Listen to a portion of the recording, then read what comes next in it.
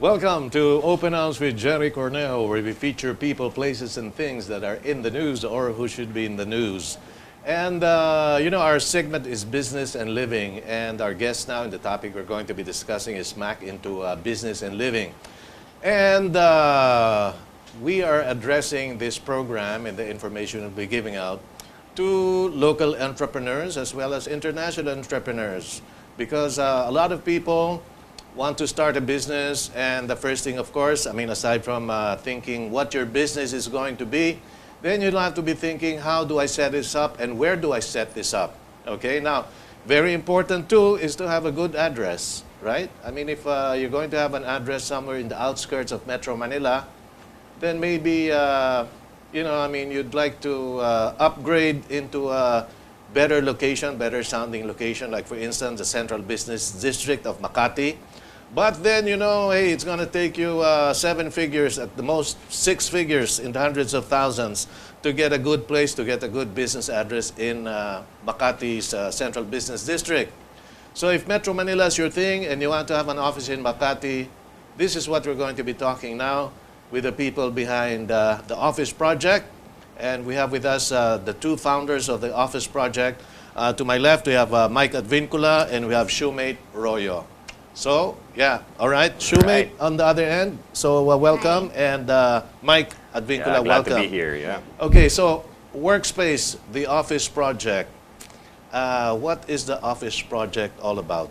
Okay, the Office Project is actually offering a flexible membership or either a package to the people who are looking for space, not really too high or not really too expensive for them, especially for the startups and the entrepreneurs. Okay. We've seen growing market in the Philippines from corporate transferring to coming up with their own businesses. And so we decided that this space could capture this market who would like to have a space for them to co-work for the rest of the day, either for an hour, for a week, or for a month. So this space would be available per hour? Yes. Yeah. Pwede rin per week, per day, per month? Per month. Anong longest term? For a year. Yearly pwede rin? Yes, we offer it Okay. as well. Now, Mike, you're Yes.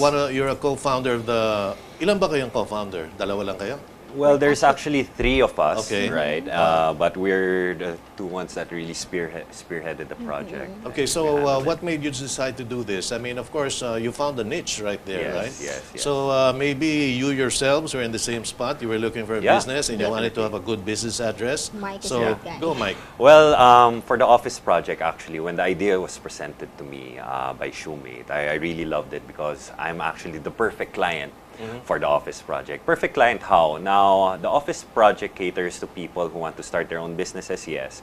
But we also cater to people who are in the corporate world also. Most people that need an office space away from the office. Why? Because it really is hard to be in the same office every day. Okay. There are people my age that are really looking for a more interactive workspace. Aside from the office, and if ever we have to work at home, you know how it is working from home. You get too comfortable, productivity is not there. So the Office Project, the number 1 thing that we provide would be the workspace. Aside from it being beautifully interior designed, Okay. We promote productivity and interaction between our coworkers. Okay. If So, they want. If they want, If of they course. want. If they want privacy, They can get that Yes. too. they can Yes. get They that can get too. that too. Okay. Yes. So going back to me being the perfect client for the Office Project, I'm the type of person that's in the field every day. And there are times that I just don't want to be in the office. I want to be away from the office. I want to work on my reports. I want to meet clients. Now, the Office Project is the perfect venue because you can set up your appointments there. We have a boardroom for more professional meetings. All right. And of course, the one thing that promotes productivity, we believe, would of course be coffee, which which is provided for our coworkers, unlimited. Unlimited coffee. Yes, Okay. no matter how long you stay. You also have Wi-Fi, of course. Oh, yes, course. Of course, you have of course. Wi-Fi. we have that. And then, Shumate, I was thinking, aside from a conference room, do you also have small cubicles or private offices, or is this you do? Actually, aside from the meeting room, Right. before we put up the space, the physical space, we're thinking, are we going to put the cubicle? But the demand or the target market that we're capturing is actually not geared towards that, not looking for that. So we're really targeted for those people who would like to work individually, but at the same time, there's the possibility of collaboration. So there are open spaces, we called it. So if you just want to sit, you can co-work with other people from coming from different company. Or if you want to be isolated, we have that small partition, but it's still an open space. So definitely, it's not a small room that it's only you working inside. Yeah, parang ano yan, concept ginagawa yan actually sa Silicon Valley. Yes. Yes. You know, Exactly. in corporate offices in Japan, I've seen some, and it's like that. Yep. Even the top executives do not always have a suite or an office. Yes. They have a desk, and it's floating. I mean, now I can be on this desk, the next time I can be there. Yes. Di ba? Now, of course, if you want to meet, there's a nice office Yep. where you can meet. And by the way, people, I mean, this is, for instance, you want to have a satellite office. You're based in Davao. Yes. You're based in Cebu, you're based in Zamboanga, in Ilocos, wherever, and you'd like to have a Makati office or Metro Manila office. Of course, the best place to be, this is in the Central Business District. Everything is here. All the banks, all the financial institutions, almost all of the government offices are here. Anything and everything that you would need for business, andito sa Makati, di ba? And of course, your business address is Salcedo Village. What is your business address? The complete business address yes. is actually Unit 1C, Alpha Salcedo Condominium. Alpha Salcedo Condominium. Bautista Street, Salcedo Village, Makati, Bel Air. Okay, so this is, what are the cross streets? What are the... Cross streets were near the Jaime Velasquez Park. Okay, So where they every have the weekend- Saturday market. Yes. Yes, Saturday it's Salcedo really Market. alive Okay. every Saturday. And then we're near the Saudi Arabia Embassy. Okay. And then actually, most of our coworkers, the initial concern is, do we have a parking area for that? Okay. We have a lot of parking space around the office project that Right. they can really choose. And then a lot of facility, a lot of restaurants that they can choose near the Legazpi, Yes, the yes. La Vista area. Yes. Okay. We have some pictures of the office space, the actual of the office project. Yes, The office project. The venue of the office project where they have the workspace. Can we show the pictures, please? What is this? That one is That our... would be the receiving area. The Wow. receiving So as you area. enter, Impressive. yeah. All right. Yes. Next. Okay, as you enter, and then that's actually the back area. These are our designated co-working spaces. Okay. So that thing with the that's back more or less chair. the more private. Okay. Yeah, All right. more private desks, And and that's this- our pantry. Okay. That's where we serve, of course, our unlimited Coffee. Coffee. And there's a microwave. There's a and microwave, a toaster, and a ref actually on the side, which our co-workers could use. Okay. And this would be. And those are this would be a picture of our co-workers working individually. And as you can see, aside from them working individually, you should take note that we did place dividers, Okay. but we also promote interaction wherein the dividers are not opaque. They're more or less translucent, right? Yes. Oh, ano naman to? So yeah, we usually have events as well here. okay. So it's That's how we capture that's how we communicate and how we connect with our community. That's actually one of the magazine launch or Yeah. purveyor. Okay. And then that one is a calligraphy session. Okay. These are individual workspaces. This is part of the no, workspace. that would be the casual working spaces, Yes, that's Okay. located in And this would front. be That's just a regular desk Okay, where regular anyone could desk. sit on. Yeah, or eat.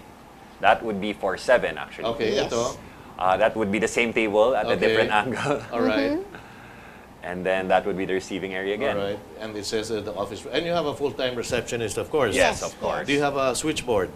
Do you have a phone? Or We have a yeah, phone. yeah. It's for the business okay. transactions. And so they can, all they have to do when they walk in there is bring themselves. Yes, Exactly. their Like laptops. everything they would need. Yeah, we have the printer, we have Okay. scanners, we have The fax scanners. machine. Yes. You yeah, also we provide have- the PCs or the We Macs? have, No. we have a desktop Yeah. that's available Okay. for those who would like to just access their example. They want to print something and they have to get it in their Okay, Gmail. okay. We allow them. Yeah. Otherwise, naman, yeah. bring your own laptop. Yeah, naman. you should bring your own Yes. laptop. Yeah. Yeah. I mean, okay. So, what do they have to bring? I mean, they bring if somebody's interested to register, would you require them to show their business permit or something like that, or no? They just No, walk not in exactly. and say, "I'm Yeah. Jerry Cornejo and I want to rent a space for a day, a week." It's Yes. just like Yeah. entering a computer shop without the computers. Okay. Right. You just you actually pay for your seat, right? So you Okay. see which seat is available. Of course, the designated workspaces are more expensive as compared to the Of course. casual ones. Of course. Because for the casual ones, you're actually sharing the table with other people. Right, right. Unlike the designated, it's just for you. Right. And of course, we have the meeting room, which is available anytime, just as long as no one is using it. You can still work there. Okay. Right. So it really is. It's very casual. You can just walk in, Right. look for an available seat, and sit down. And then from there, we will provide the Wi-Fi password. Right. We'll actually provide you with a cup which you could use for your coffee. Right. And that's it. Okay, how do they get in touch with you? Of course, look for them on Facebook, The Office Project. Yes. Okay, so Facebook, I mean, there are 50 million Filipinos or more in Facebook. So, Yes, you know, yes. go to Facebook and look for The Office Project. If not, There you go. mobile number. Mobile number 0977 Okay, 824 Yes. 5896. okay. And, you know, they're really pretty efficient because when I saw them and I wanted to get in touch with them, they got back to me right away. So that was pretty good. You know, Yeah. as a matter of fact, I mean, some other people whom I met who say they were in Facebook and I Yes. get in touch with them, and sometimes it takes days before Yeah. they reply, or sometimes I get no reply at all, which means they're not really active with their Facebook page. Yes. Di ba? Because other people put up a Facebook page and then not really man it, so by the time they get back, there are hundreds, if not thousands of inquiries, but these guys are pretty efficient. So if you want to get more details about, you want a workspace in Makati City, whether you are in Makati, you're a startup, you want a satellite office, you're from out of town, you're from out of the country, and we are airing in 7 Asian countries. Oh, great. That's So nice. including Mongolia, so you Mongolians, if you come to Manila, you know, you can get an office here and get in touch with this number. It's a mobile number, 0977 824 5896. Okay, that's 0977 824 5896. And again, if you look on your screen, it says The Office Project. And that is what you look for in Facebook, or you can Google it. Or you can go to our website, which Go to your is website, go ahead. Yes. theofficeproject.com.ph. Okay, Simple as theofficeproject.com.ph. All right, so if you want to know rates, you have to get in touch with them. You have to call this Definitely, yeah. number, okay? Yes, yes. But definitely, the reason they're doing this is to make it affordable. Yep. You know, so you have nothing to lose by asking, so please ask. And are you full now, by the way, or you can still accommodate? What is the Yeah. situation now with your? Right now, we Oh. have 4 companies. One company all the way from Australia. They have developers who are working in our space. 3 of them, and then there are 2 coming in from Right. their company. And then we have a consultancy. So the members, official members of the Office Project is roughly around 5 to 10. Okay. 5 to No, 10 so right now you now. can still accommodate Oh, people. We can still Definitely. accommodate, Definitely. yes, Wonderful. yes. Yeah. As long as ahead of time, because most of the Of time we're course. full. Of Yeah. course. Not just because from 9 to 6 p.m., 9 to 6 p.m. it's Okay. the regular working space for everyone. Right. But in the evening, the space turns into an events place. Yes. Okay. Wherein we connect people from startup communities, entrepreneurs. Sometimes we do, creative art workshop every now Yeah. and then. Okay, Shumate, you got 30 seconds, and then we give Mike 30 seconds. Okay, hi. So we're inviting you if you're looking for a space in Makati, you can drop by in the Office Project. We'll be willing to accommodate your needs specifically for your workspace. All right. Mike? Hi, I'm Mike. And of course, if you are a startup entrepreneur and you need help in building that company, we're here to provide not only the workspace, but to coach you as well and connect you to other entrepreneurs that might help your business.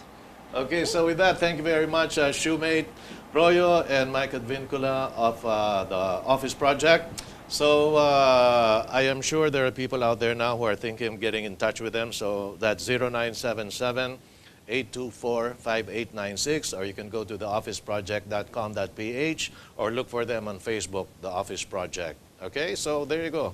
You can get an office right now. You can get a mailing address, right? And so in the heart of Makati, it's a central business district. I'm Gerry Cornejo, and when we come back, we're going to be talking to a good friend of ours. I think it's his 3rd time here. He's been to the Oscars, he's been to Sundance and other film events, and all over the Philippines. And his name is ADRIAN Belic, and we'll have him right after this. Stay tuned.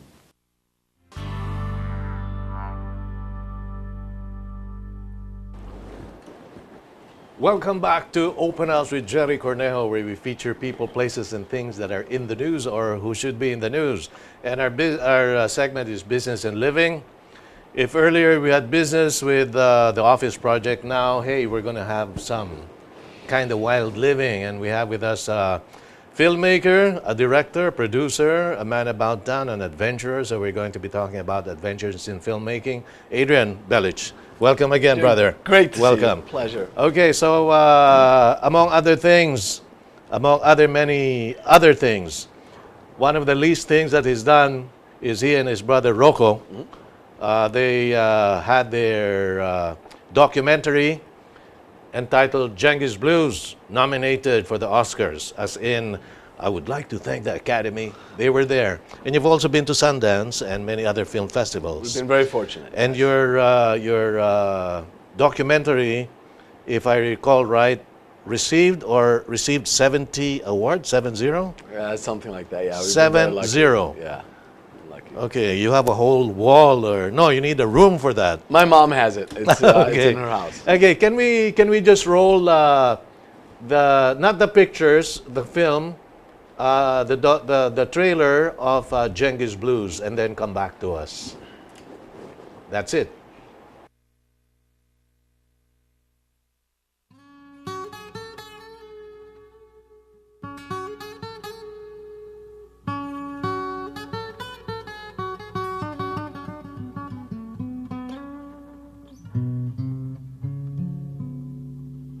To shortwave radio. I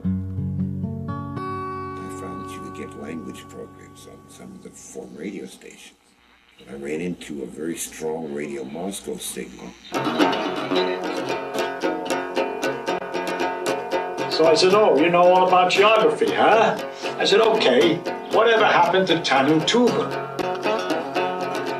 There was this whistling that was melodic somehow. 힘든 고주는 계슈 디스키 차가요 볼가슈 에빈 뚜라 보라 몽가슈. This is what it takes to be a movie star, man. I don't want no part of it.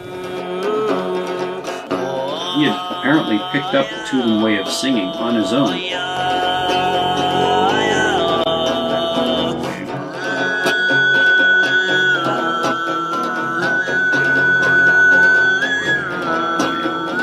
Why would someone want to check out Tuva? I don't think it would be the place for a middle-of-the-roader. It's one of the last sort of adventure outposts on the planet. Genghis Blues, and here's the man who, well, half of the team that did it. So tell us a little bit about Genghis Blues, Adrian. It's a little film my brother and I made when we finished college, and we were debating whether we should go to graduate school or not. And we thought this was just enough of a cover to avoid grad school for another year. To go to this place called Tuva, which is in central southern Siberia, just north of Mongolia. And we'd seen a documentary about this place 10 years earlier when we were little kids. We always dreamt of going to this place. So we were finally finished with college, my brother Rocco and I, and we realized we had the whole rest of our life, and we thought, what's the thing that we really want to do the most? And it was go to Tuva. So we heard about this blues guy, and that's how the film started, and we had no idea what would happen. I mean, literally, I haven't seen that trailer in probably like 5 years, and it still brings back smiles and great memories of the film. Were you the filmmaker? I mean, did you shoot that, or you had a filmmaker? What was exactly your role? Producer, director, filmmaker, all of them? That's how my brother and I call ourselves filmmakers, because we do whatever it takes to make the film. So we both had a camera in our hands. We were both directing, producing, shooting. I mean, it was very seat of our pants. There was no, we were the whole crew. And we were just making it up as we went along, because we never went to film school. So we didn't, so it's one of those things, we didn't know how to do it. We also didn't know how not to do it, so we were free to just make it up as we went along. And we learned a lot of lessons, some the right way, because we got it right the first time, most because we got it wrong and had to learn. Okay. Now, this was your first attempt in making a documentary? Yeah, my brother and I, we'd started tinkering with cameras when we were in elementary school. But then we sort of got back on program and went to school and college and all that. And this is our first film after college. Wow, and right there, you were nominated for an Oscar for documentaries. Wow. All we're right. very So, lucky. and I'm sure there must have been hundreds, if not thousands, of entries, and the list became shorter and shorter. And then finally, how many were you at the Academy Awards itself? So we got onto what was called a short list, Okay. which is of 12 potential nominees. Okay. And that list was leaked. And so we knew that we were in the running, and then we were one of the 5 nominees. Or as Okay. my Chicago friends like to say, because my brother and I grew up in Chicago, Right. we were Oscar losers, because we were just nominees. So, but you were there in the Academy Awards itself. I mean, Yeah. there were just 5 of you out of the 12 in the short list. Yeah. Okay, and must have been we were talking about this earlier, and they had their speech prepared. I mean, what you always hear. I would like to thank the Academy. Yes, my mother and our agent and those who helped us out, and Right. it was at the Shrine Auditorium back then. Right. Now it's at the Dolby Theaters. All right. Back then it was at the Shrine, and they put all the nominees next to each other, all the documentary nominees, and 2 of the 5 we knew quite well because we had been on the festival circuit for the past year, and so we're like, oh my gosh, we're nominated, nice to see you again. We hadn't seen each other since Hong Kong or South Africa or something. So we were all joking how we had our little speeches prepared, but when the movie One Day in September won, we all just kind of ripped up our stuff and tossed it like confetti. Okay, this guy is living the dream. We're going to do 2 things, as the title says, Adventures in Filmmaking. Now, this is definitely an adventure in filmmaking, and aside from the award-winning Genghis Blues, which got 70 awards. This is international, right? Yeah. 70 international awards. They also produced one of the films that we showed here. Well, the trailer it was an entire film. Yep. 5 minutes, Beyond the Call with Sir Edward Ortiz. And this one was shot in Chechnya and southern Philippines. Yeah, Middle East and Southern Philippines. Including, was Yolanda included there? Not yet. I know, we were before Yolanda. Before so, Yolanda. yeah. Okay, so, Filipinos are becoming well known in filmmaking now. We have Brillante Mendoza, who is Best Director in Cannes, which is, the mecca of, I guess, most filmmakers, or a lot of filmmakers. And recently, Jacqueline Jose won Best Actress in Cannes. I mean, other people can only hope for that. I mean, some of the biggest Hollywood names never even got there. So, and then a lot of people now, the indie film community is getting bigger, stronger, and they are being shown all over the world. And of course, we have our very own Love Diaz, who produces monumental films and is a demigod, semigod in Europe. Now, what is your advice? I mean, we have a lot of friends out there who want to become filmmakers. Maybe you have children who said, Dad, I don't want to be an accountant. I don't want to be a doctor. I don't want to be a lawyer. I want to be a filmmaker. So how do you address that, Adrian? Well, the first thing I probably would say is it's probably more difficult to be a filmmaker than it is to be an accountant or a doctor or a lawyer in many ways. So don't do it because you want to be lazy and don't have to work hard and just have fun. Like my brother and I, we're pretty much on 24 hours a day. If a phone call comes in from around the world or an idea strikes us, we get out of bed and we start working. I remember when we were at Sundance with Genghis Blues and we had our world premiere and it was like standing ovations and all this craziness, and we had never addressed an audience in our lives, and someone asked us, what was our secret? And we had no idea. And so the first thing that popped to mind, and I think it still holds true, is one of the keys to our success is that we finish our films. I do a lot of consulting on films all around the world, and very often I meet people and we talk about their film, or I look at their rough cut, and then I never hear from them again. The film never gets done. And one of the key reasons that our film went on to win 40 awards around the world, or 70, I can't remember anymore. 70. 70, thank you. Is that we finished it.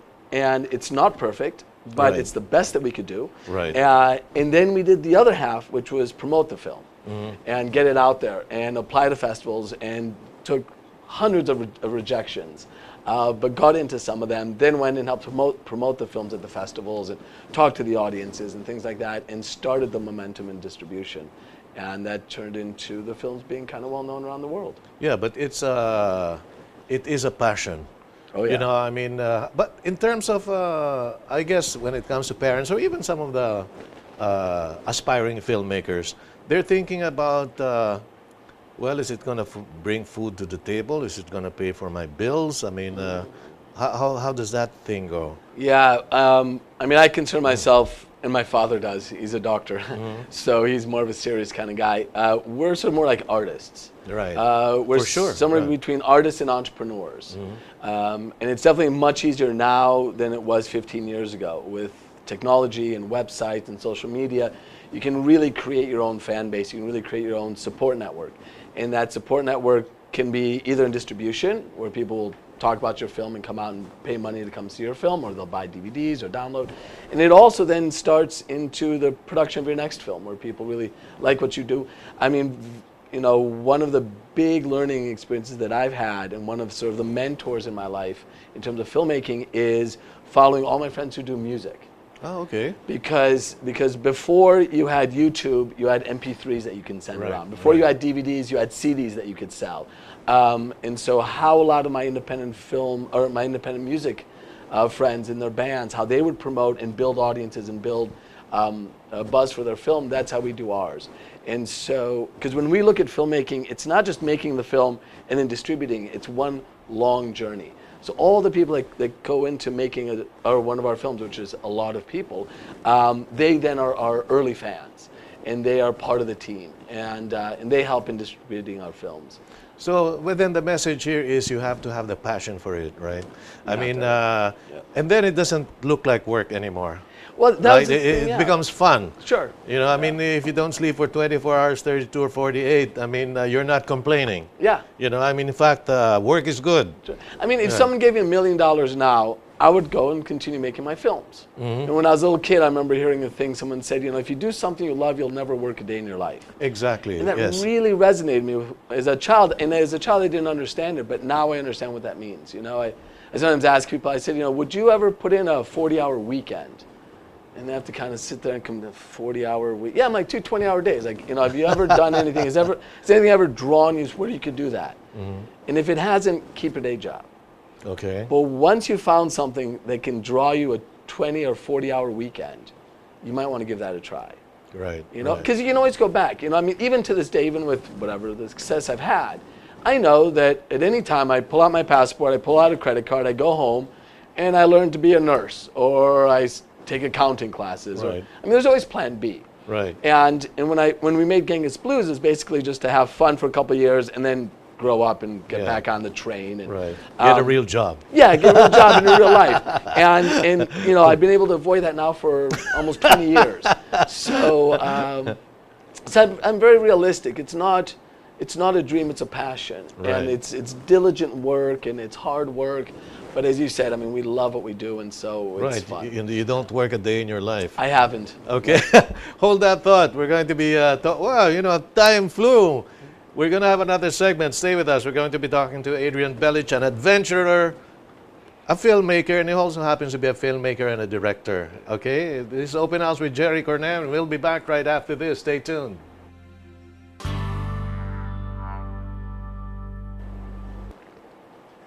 Welcome back to Open House with Gerry Cornejo, where we feature people, places, and things that are in the news or who should be in the news. And by the way, GNN Global News Network airs nationwide and in 7 Asian countries. So, we are on Destiny Cable TV, Channel 8. We're on Sky 213, and we're on GSAT, Channel 1. Okay, so, Adrian Belic, and we're talking about adventures in filmmaking. And so we were talking about filmmaking as a profession, filmmaking as a way of life. Okay, now Adrian, you've done something that I'm so amazed at. I mean, of course, I'm amazed at you getting into the Academy Awards. But then, you know, since I met you a couple of years ago, and we've been following each other in Facebook, and one day you're all over the world, as a matter of fact. You know, in that way, you know, you're really living my dream of making a film, which I haven't started. I have a lot of ideas, and you're right. You know, if you want to make a film, start it. It's not going to be perfect. You know, that's what stops people, right? You're thinking, I'm going to make the perfect film. You're never going to start because you're never going to make the perfect film is the finished film. Okay, now, Adrian, one thing you do is you travel all over the world, and I know you don't have 100 million to work with. How do you do it? We've talked earlier. There are over 200 countries in the world. You've been to half of them, roughly 100. How do you do it? Do you have a lot of money, Adrian? Yeah, no, no. I have very little money. I have far less money than people would assume that I do. I think one of the things, because I get this question sometimes from friends of mine who make a lot more money than I, but feel like they can do far less than I can do.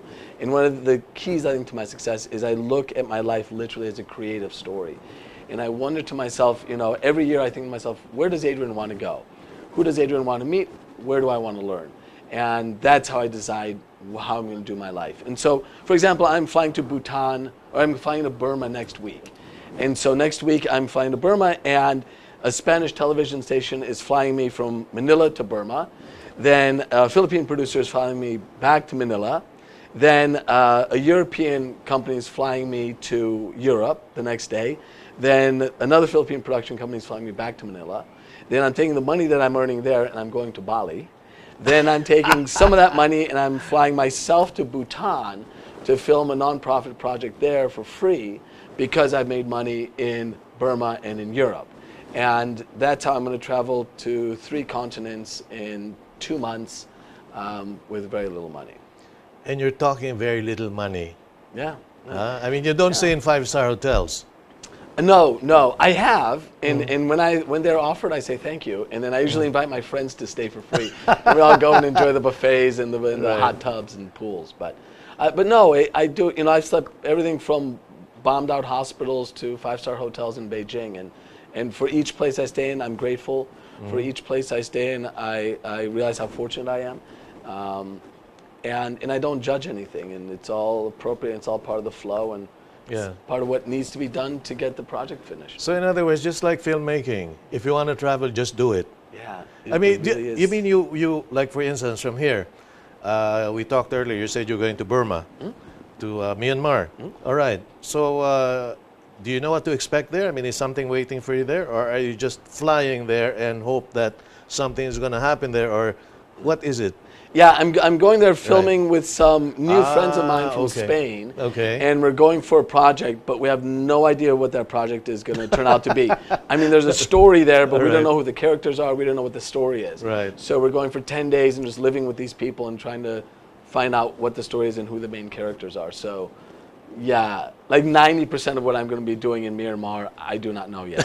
I will talk to you in 2 weeks when I return, and I'll have all the answers for you. But at the moment, I've got like 10%. So sometimes I see your post. You say you're going to a certain place, and serendipitously you meet somebody who's also going there, and you hitch a ride. And when you get there, you know, somebody offers a place. So So all of these things actually just happen, and I mean, are you just an extremely lucky fellow, or for those who want that kind of adventure, for those who want they have the health, they have everything it takes to travel. So the last thing you should worry about is the money. Am I right? Yeah, or not really. So I look at it in a more broad perspective. It's resources. Okay. Money is one aspect of resources. Ah, all right. And so because I have a broader definition, I look for a broader sort of amount of possibilities. So, you know, there's sometimes, you know, I hitchhike, or someone says, hey, I'm staying at this hotel and there's an extra bed, or, you know, we've rented a condo, there's an extra room. But here's the thing. What comes around goes around. When I'm somewhere and I can offer something to somebody, hey, I'm driving somewhere, or I have a free room to stay in, right. You know, I look for opportunities to spread that around. Now, whether it's some giant karmic thing or whatever, I don't know. But what I do know is that when I live in that way, those things tend to happen more. For my friends who want to do that stuff but live in fear, this is mine, it's not yours, can I trust you? I don't know who you are. It's usually a self-fulfilling prophecy. You know, they will meet mean people and selfish people. And I go out and I assume that everyone is going to be probably nice. In 99% of the time, I'm right. Right. And that's a pretty good batting average. It's good, but I'm telling you, that's the reality. And what's Right. fascinating to me now, as opposed to, let's say, 20 years ago, is social media shows us that. You know, things like Uber, things like Airbnb and things like that. You know, you let total strangers into your house.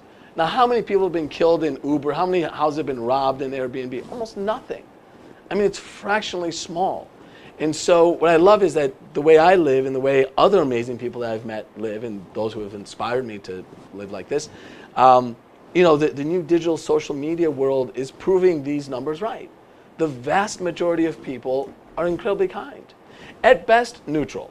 They'll just ignore you. Right. Hey, right, hi, could you help me? To And be they just walk indifferent. away. Exactly. Yeah, right. That's usually the worst thing. Right. And the thing is, I always have a plan B. You know, if I go to a country and something, because even sometimes I go to countries and everything seems to be planned, and then things go wrong. Right. I stay at a hostel for a couple days. I change my plane ticket. I land on an airplane, then I catch a train to another town. There's always plan Bs. I mean, there's a million plan Bs. And so, because of that, I just don't live in fear. And it's not because I live in a dreamy world. I live in a very rational world. This is how the world is. And I think that life is very much a self-fulfilling prophecy. People always ask me, should I come to LA? I want to make movies. Should I come to Los Angeles? Like, I don't know, should you come to Los Angeles? You know, how are you doing in Oklahoma? How are you doing in Cebu? Yeah, You know, are you making films in Cebu? Maybe you should stay in Cebu. They go, oh yeah, because if I come to Manila, it's going to be, you know, traffic and nasty people and all this stuff. And I tell them, if that's what you think it is, you're probably right. Because I'll introduce you to a bunch of nasty people in Manila or New York, you know. But if you think that Manila or New York or anywhere else in the world's amazing, I'll introduce you to millions of people like that.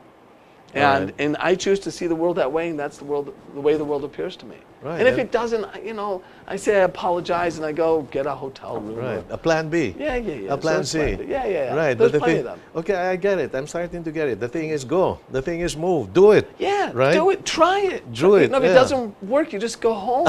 You know, like, you know, you fly to Burma, it doesn't work out. Right. You don't leave the airport, you pay $150, you come home, and you have the next 20 years to pay that extra $150 off. Right. That's a worst case scenario. And it's true now. You know, I mean, I'm recalling this saying that says most of the things that we regret are the things we didn't do. Yeah, of course. You know, it's more than what you did. You know, I regret that I did this. No, most of the time it's I regret I didn't do this. Right? That's right. So even in my life now, I mean, I look back and I say, hey, you know, the things that I did, I don't regret. It's the things I did not do that I could have done, you know. I mean, but come on, 100 countries. I must have traveled to at the most a dozen or a little more than a dozen. Yeah, but 100, I mean, that happens only in novels, you know. I mean, that happens to Harry Potter and and Indiana Jones, you know. Or a lot of my heroes when I was a child. You know, my heroes were the great adventurers, were the great journalists, were the writers.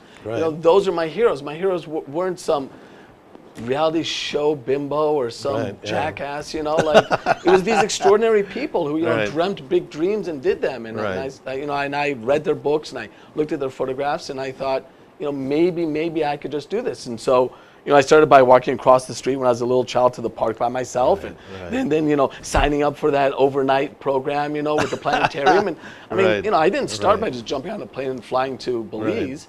Which you've done. Which I've done. Belize is a lovely place. Yeah. And, you know, and I have to say, I mean, the more time I spend in the Philippines is an extraordinary place. Yes, literally, the longer I spend here, the less I think I know of the place. Because the more I discover, I can learn from. Okay, and by the way, if you want to take this guy to Ihawig, I was telling about the Ihawig penal colony. Where is it again? Puerto Princesa? Yeah. It's in Palawan. You know, it's a place where there are, it's a prison, it's a penal place, but no bars. People are free. You know, they can plant. They can do things. They even have communal homes where you can bring your family. So it's really, you know, you really get reformed instead of getting into a jail and becoming bitter. By the way, speaking of jails, one of the amazing things this guy's done, just a couple of months ago, I saw you had a picture, and I found out that this was in Cebu, and you stayed with in a prison in Cebu. Can you tell us just a little bit about Yeah, that? you know, it's people ask me how I get into these projects, and it was a very dear friend put me in touch with a very dear friend who was going to shoot for the first time in the Philippines. Called me up, asked me, you know, how is it to film in the Philippines? It's an American friend of mine, and so I explained to him, you know, it's a wonderful place and people are very nice, and we discovered that I was going to actually be in the Philippines at the same time they were shooting. So I said, you know, why don't I just fly over to Cebu? I was in Palawan. If you need some help, I can help. And so I flew in and spent the next 8 days, 12-hour days in prison. In prison? Filming, yeah. So you're talking about Awesome. hardened criminals? You're talking about Yeah. I mean, I was in solitary confinement for, you know, hours at a time and in the solitary prison confinement? cells. And, Okay. But of course, this was in pursuit of a documentary. Yeah. What exactly were you doing inside? You were taking pictures? Yeah, I was the second camera. Okay. My friend was the main camera, so he was Right. doing all the interviews. Right. And then he would tell me what they talked about, and then I would go around the prison for hours at a time with, first it was with guards, and then we sort of got to know everybody in the prison after a few days. So I just went around with the sort of most influential prisoners. They would just take me around and I'd film. Holy smokes. great. Okay, so this is the guy who's rubbed elbows with the Hollywood biggies, at the same time got shot at Chechnya. And of course, you know, I'm so thankful to our good friend, our mutual friend, Sir Edward Artis, you know, for introducing me to Adrian. And this guy is living a dream, and his message is, there's nothing to it, just do it. Yeah. Right? So, Adrian, the people of the Philippines listening. Not only that, you know, several countries in Asia. What's your message?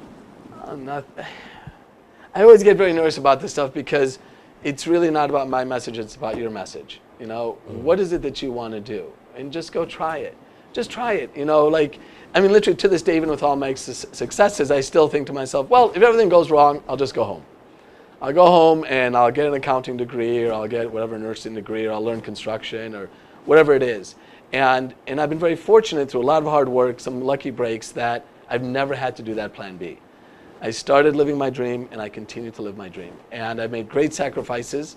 I'm not rich, but I live kind of like a rich person. Many of my friends make a lot more money than I sort of wish that they lived like me. But the key thing is, as we've talked about, is I follow my bliss. I'm very happy with what I do. It gives me great fulfillment, it gives me great purpose. I meet extraordinary people. And I'm always humbled that people ask me these questions about what my secrets are, because I'm basically making it up every day. So thanks. Okay, so with that, thank you very much, Adrian. Great Thank you very pleasure. much, Adrian. Great to see you again. And without a doubt, I mean, some people watching, I have no doubt in my mind, Adrian, somebody or some people watching out there, you know, are going to start on their dream because of you. Well, because of us. Because of us. Okay, so thank you very much for staying with us during the past hour, and with the grace of God, I'll be back next week featuring people, places, and things that are in the news or who should be in the news. I'm Jerry Cornejo. Take care. I love you. God bless you.